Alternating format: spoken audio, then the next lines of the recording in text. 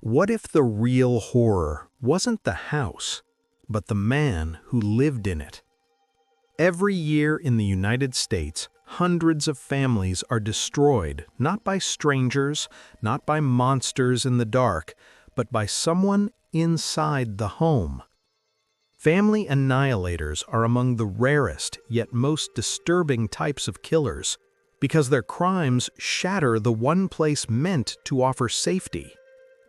On a quiet suburban street in Amityville, New York, one such horror unfolded. In the early hours of November 13, 1974, police officers entered a modest Dutch colonial home. Room by room, bed by bed, they made a discovery so disturbing it would permanently stain the address. 6 members of the same family were found shot to death in their sleep.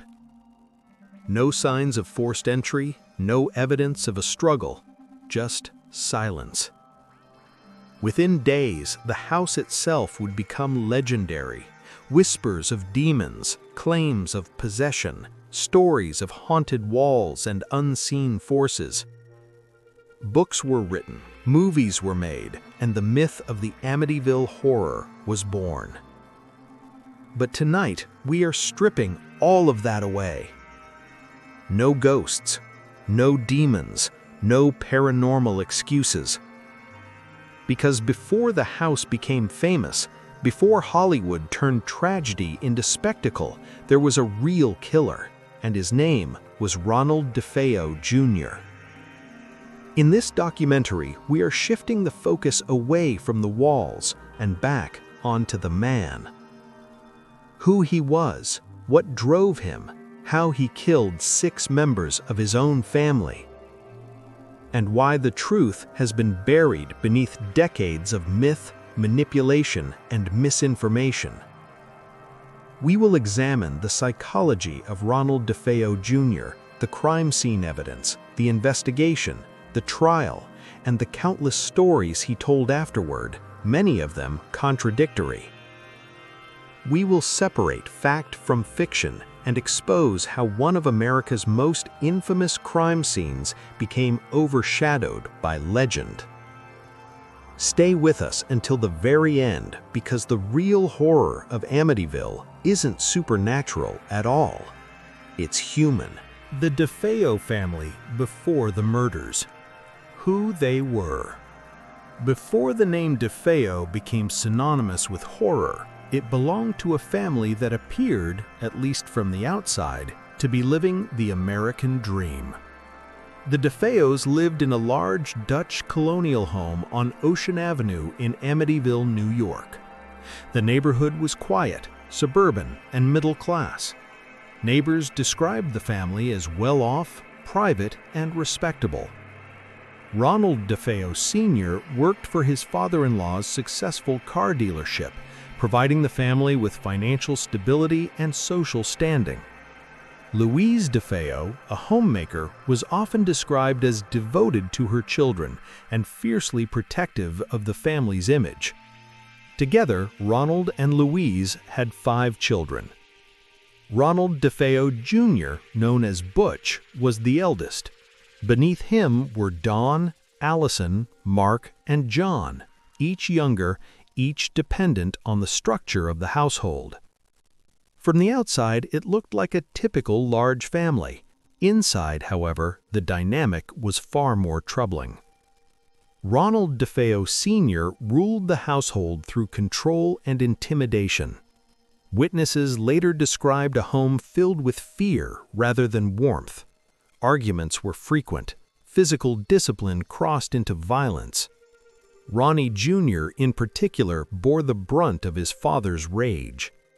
The relationship between father and son was volatile, marked by resentment, humiliation, and escalating confrontations.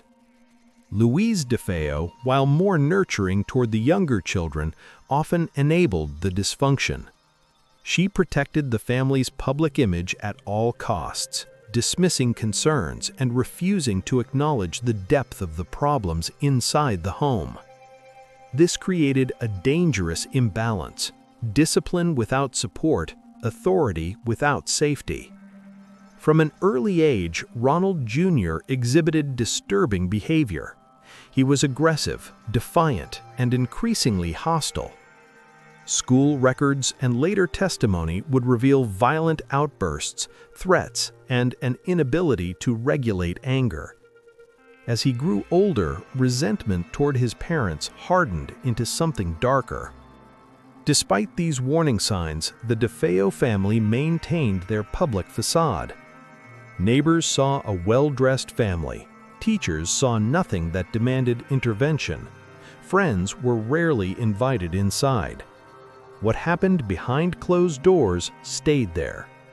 This disconnect between perception and reality proved fatal.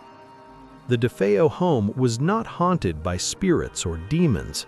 It was haunted by unchecked violence, emotional neglect, and a family structure built on fear. And at the center of it all was Ronald DeFeo Jr., a young man growing increasingly unstable in a house that offered no escape. By the time November 1974 arrived, the foundation of the family had already collapsed. No one outside the home realized just how close it was to ending in bloodshed.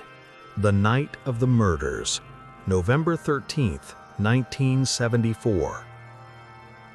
The night began like any other inside the DeFeo home. There were no raised alarms, no frantic phone calls, no indication that by morning, 6 people would be dead. Shortly after midnight, the house on Ocean Avenue was quiet. Ronald DeFeo Sr. and Louise DeFeo went to bed in their second-floor bedroom. Their children followed, each to separate rooms. One by one, the lights went out. The family slept, unaware that the final hours of their lives had already begun. Sometime between 3 and 3:30 a.m., Ronald DeFeo Jr. retrieved a .35 caliber Marlin rifle, a weapon he was familiar with and had access to inside the house. What followed was not chaotic. It was methodical. The first victims were his parents. Ronnie entered their bedroom and fired multiple shots. Both were killed in their bed, face down.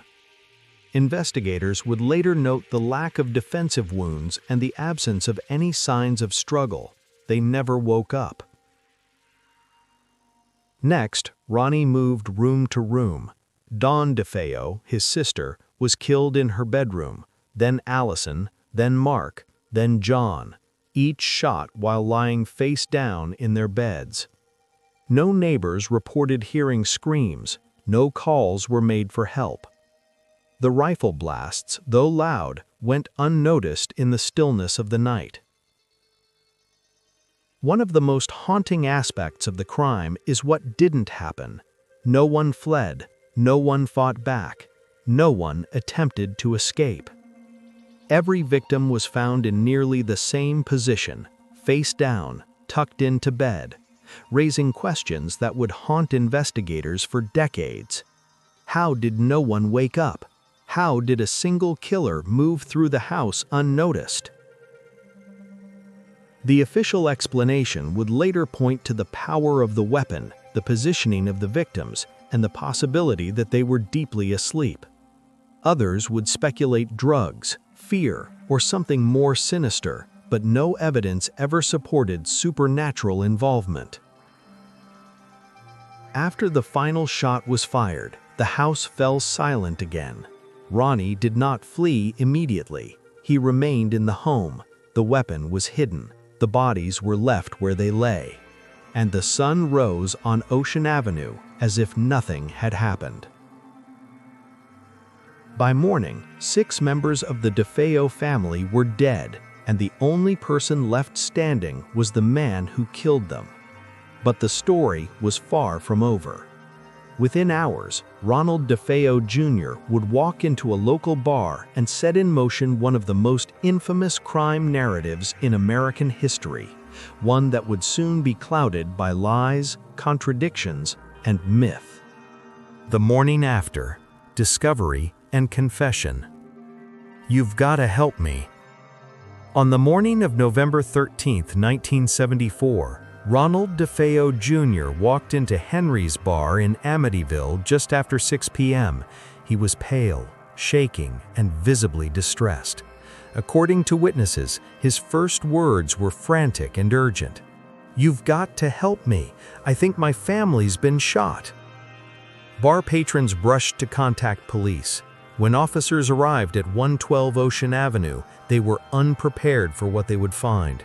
As they moved through the house, the scene grew increasingly disturbing. 6 bodies, 6 family members, each found face down in bed. No signs of forced entry, no sign of a struggle. At first, Ronald DeFeo Jr. presented himself as the grieving survivor. He claimed he had been out all night and returned home to discover the massacre. He suggested the possibility of a mob hit, drug dealers, unknown intruders. His story shifted with each retelling. Investigators quickly grew suspicious. There were no broken locks, no ransacked rooms, no evidence of outsiders entering or leaving the house. The rifle used in the murders was registered to the family and accessible to Ronnie. As questioning intensified, Ronnie's account unraveled. Timelines contradicted themselves, details changed. His emotional display began to feel rehearsed. Within hours, under mounting pressure, Ronald DeFeo Jr. confessed. He admitted to killing his entire family. But the confession was not the end. It was the beginning of decades of lies. Ronnie would later claim he was influenced by voices, that his sister was involved, that he was framed, that he was possessed. None of these stories matched the physical evidence. What mattered in that moment was simple and horrifying. The killer had been inside the house all along. By the end of the night, Ronald DeFeo Jr. was in custody. The myth of Amityville had not yet begun, but the foundation for it had been laid. In the next segment, we break down the investigation and the evidence, and why law enforcement never doubted who committed the murders. Investigation and evidence. Facts over fear. Once Ronald DeFeo Jr. confessed, investigators began the meticulous task of proving what had happened inside the house on Ocean Avenue. In a case that would later be clouded by supernatural speculation, the physical evidence told a far more grounded and far more disturbing story. The murder weapon was identified as a .35 caliber Marlin rifle, owned by the DeFeo family and known to be used by Ronnie. Ballistics matched the bullets recovered from the victims. There was no evidence of multiple weapons, no stray shell casings, and no signs of an intruder bringing a firearm into the home. Gunshot residue tests placed Ronnie in contact with the weapon. His clothing, while changed, showed signs consistent with recent firearm discharge. The absence of forced entry further supported what investigators already suspected. Whoever committed the murders had unrestricted access to the house. The crime scene itself was revealing. Every victim was found face down in bed, shot at close range. There were no defensive wounds, no signs of struggle, and no attempt to flee. This consistency suggested a single shooter moving deliberately from room to room, targeting sleeping victims. Investigators also examined the timeline Ronnie claimed. His movements throughout the night did not align with witness accounts or physical evidence. His alibi collapsed under scrutiny, and no one could corroborate his version of events. Most importantly, detectives ruled out accomplices. Despite Ronnie's later claims that his sister or others were involved, there was no forensic evidence, no additional footprints, fingerprints, or ballistic inconsistencies to support that theory. The conclusion was unavoidable. This was not a chaotic crime. This was not a crime of passion. This was a controlled, deliberate act carried out by one individual. The investigation left no room for paranormal explanations, no unexplained phenomena, no external forces. Just a young man with access to a weapon, years of rage, and a willingness to kill his entire family. With the evidence compiled and the confession secured, the case moved toward trial, where Ronald DeFeo Jr. would attempt to escape responsibility by rewriting the story. Prison years and changing stories. A man who never stopped talking. Ronald DeFeo Jr. entered prison in 1975, sentenced to spend the rest of his life behind bars. For the victims' families, the case was over. For DeFeo, it was just the beginning of a long campaign to rewrite history. Inside prison, DeFeo quickly learned something powerful. Attention was currency. Over the years, he gave countless interviews to journalists, authors, paranormal investigators, and filmmakers. And with every interview, his story changed. Sometimes subtly, sometimes dramatically. Each version contradicted the last. At times, DeFeo claimed he acted alone, driven by rage and drug use. At other times, he insisted his sister Dawn was involved. In some accounts, he claimed she killed their father, forcing him to kill the rest. In others, he suggested multiple accomplices, shadowy figures who were never identified and never supported by evidence. Perhaps most disturbing were his claims of voices and possession. DeFeo alleged that demonic forces inside the house compelled him to kill. These stories gained traction as the Amityville Horror franchise exploded in popularity. The more supernatural the tale, the more attention he received. But investigators and psychologists were unmoved. Every new claim collapsed under scrutiny. Timelines didn't match. Physical evidence contradicted his accounts. Witness testimony remained unchanged. No forensic support ever emerged for accomplices or possession. Experts began to see a pattern: manipulation. DeFeo adapted his narrative to suit his audience. When legal appeals required insanity, he emphasized voices. When paranormal interest surged, he leaned into demons. When media wanted controversy, he supplied it. This constant reshaping destroyed his credibility. Judges rejected appeals. Courts cited his inconsistent statements as evidence of deception. Even those initially sympathetic grew skeptical. Behind bars, DeFeo remained violent and unstable. He accumulated disciplinary infractions and was eventually transferred to higher security facilities. His behavior reinforced what many experts had long believed.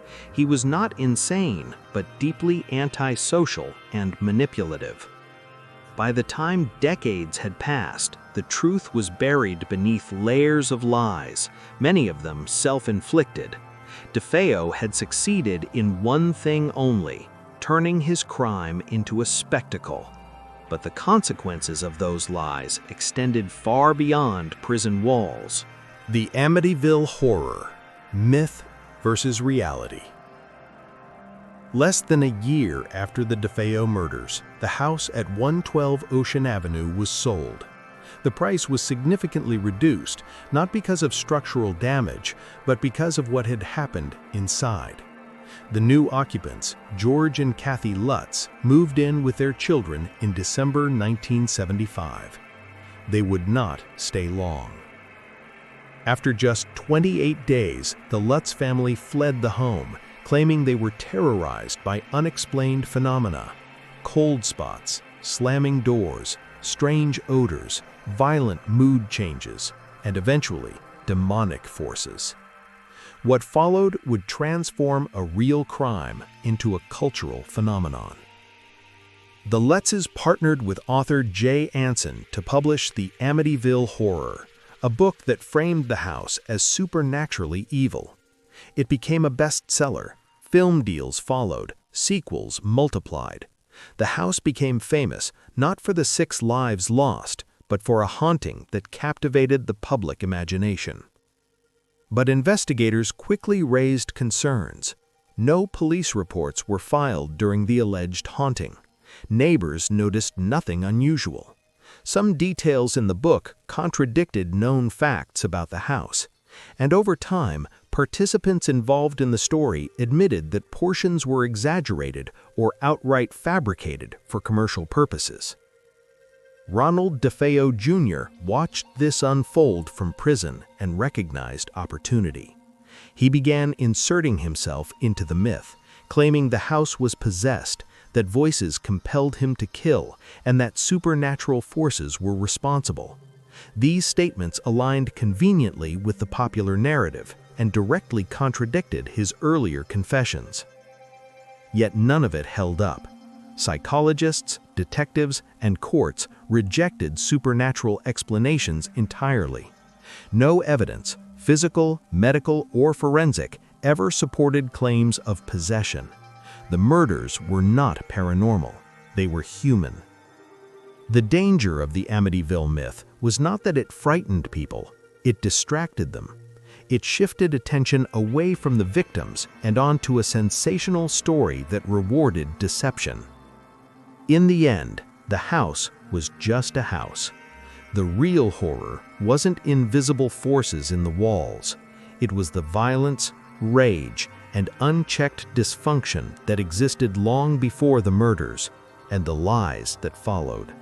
Expert analysis. What really drove him? Motive and mindset. Decades after the murders, psychologists, criminologists, and investigators have examined Ronald DeFeo Jr.'s life, behavior, and statements to understand one central question: why did he kill his family? Experts agree that the answer lies not in ghosts, demons, or myth, but in a combination of rage, entitlement, and compulsion. From a psychological standpoint, DeFeo displayed classic traits of antisocial personality disorder, lack of empathy, manipulativeness, impulsivity, and a willingness to disregard the rights of others. Coupled with heavy drug use, these traits created a volatile individual capable of extreme violence. Financial stress and family conflict added fuel to the fire. Ronald DeFeo Jr. had a strained relationship with his parents, marked by resentment and humiliation. His father, a controlling and domineering figure, was often the target of verbal and physical confrontations. These dynamics, experts argue, contributed to feelings of anger, hopelessness, and a desire to assert power in the only way he believed possible, through violence. Substance abuse further impaired judgment. Heroin, barbiturates, and hallucinogens can amplify aggression, distort reality, and reduce impulse control. In DeFeo's case, these factors likely intensified existing psychological vulnerabilities. Criminologists also note the planning and methodical execution of the murders. Moving through the house room by room, targeting sleeping family members, suggests forethought rather than blind impulse. This indicates awareness of right and wrong, contradicting claims of total insanity or possession. Finally, experts emphasize the human need for attention and control. Even after incarceration, DeFeo manipulated narratives to remain relevant, inserting himself into the mythology surrounding Amityville. This pattern, lying, exaggerating, and controlling perceptions, is consistent with the behaviors of many family annihilators. In short, the driving forces were human, not supernatural.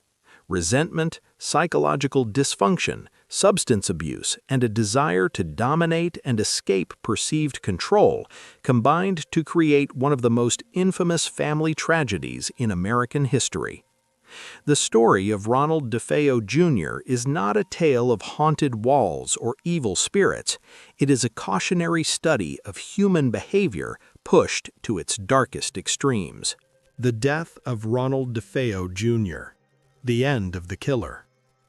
After decades behind bars, Ronald DeFeo Jr.'s life came to an end in March 2021 at the age of 69.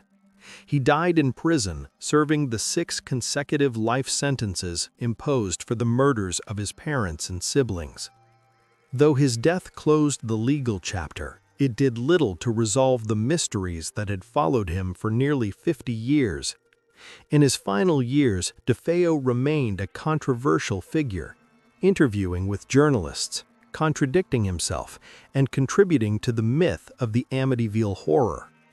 Yet the evidence was clear. The tragedy of 112 Ocean Avenue was a human crime, not a supernatural one. For the families of the victims and the Amityville community, DeFeo's death was a grim form of closure. He would never walk free. He would never claim another victim. And yet his life and actions continued to captivate the public imagination, largely because the house and the myths surrounding it lived on. Experts reflect that even in death, DeFeo's story serves as a chilling reminder of the consequences of untreated psychological dysfunction, unchecked rage, and substance abuse. His life was one marked by violence, manipulation, and a disturbing detachment from morality, an embodiment of the darkest extremes of human behavior. Though he is gone, the lessons remain. The Amityville murders were not caused by ghosts, spirits, or evil forces in the walls. They were caused by a man, one man, capable of unimaginable violence, and by the circumstances and dysfunction that allowed it to fester unchecked. The real horror. Final analysis. Beyond the house.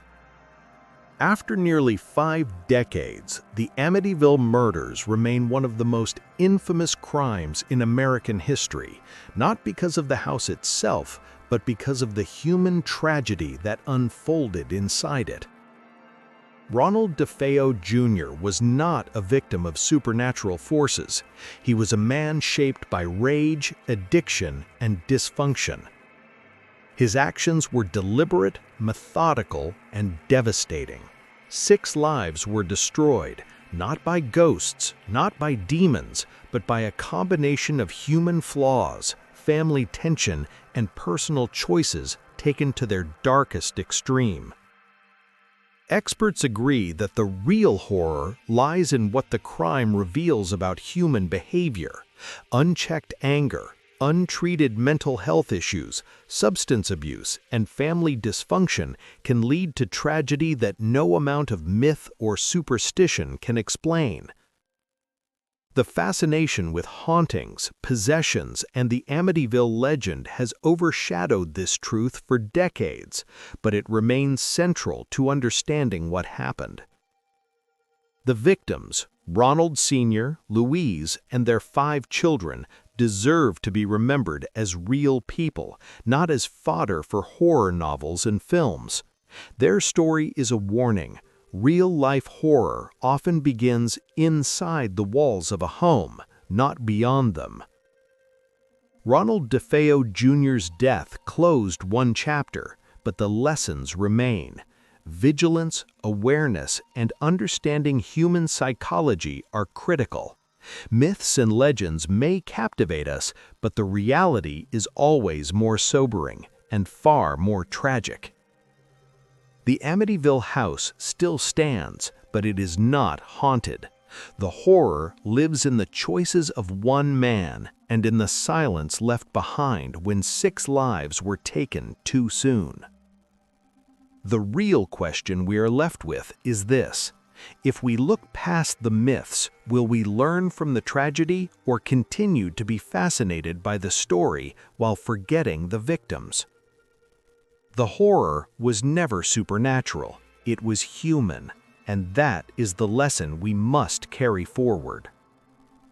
Subscribe now to Criminals Chronicle and join a community of true crime enthusiasts who can't get enough of the world's most twisted tales.